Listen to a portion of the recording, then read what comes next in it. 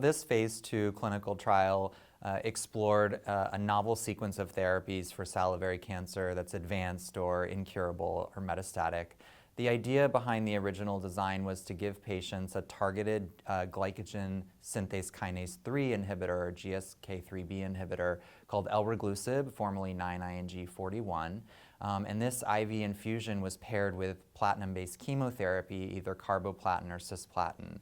Now, platinum therapies have some limited activity in salivary cancer, as reported in historical trials, but the idea was to actually try to enhance the sensitivity of the cancer to platinum by combining it with this targeted agent.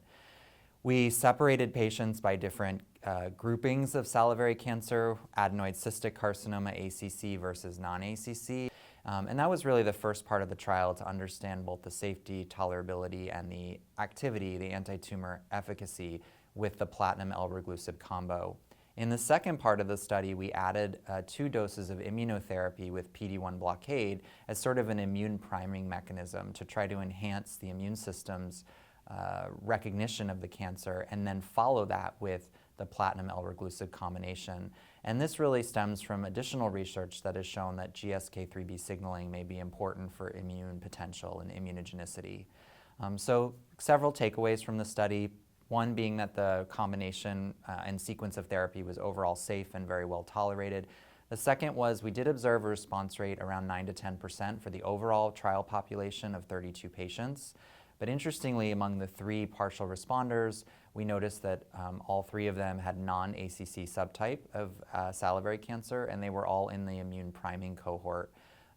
Interestingly, when we looked at surface expression pre-treatment from biopsies among those 3 responders, there was relatively high nuclear GSK3B staining on the cancer cells, or expression on the cancer cells.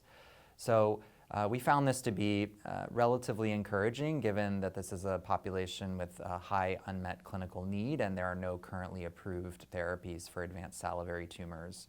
So what might be the future or the next steps? There's now an orally bioavailable version of elraglusib that may be something to explore in future studies.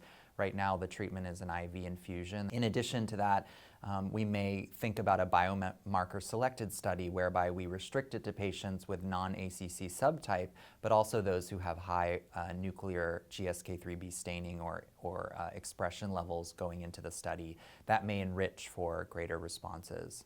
And again, these cancers are difficult to treat, represent a significant unmet clinical need, and we're happy to share our findings at AACR.